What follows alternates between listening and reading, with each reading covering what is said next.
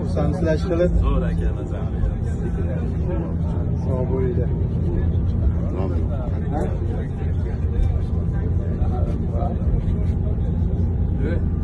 Yuqorida beshingacha kam yuradi. Xursandsiz ziyoratlardan. Rahmat. Yozda yuraveradimi? Buni qish kunida kam yuradi. Rahmat, o'zigancha. Sog' bo'linglar. Ota-ona oshnalar hammalaring rozimisizlar bugungi kunda? Rozimisiz. Mamnunmisizlar? Xudoyim hammalaring Alloh rozi bo'lsin. Ortiq kamiga rozi bo'lasizlar. Xudo xolasa mana Madinada ziyoratimiz, ziyoratlarimiz tugadi.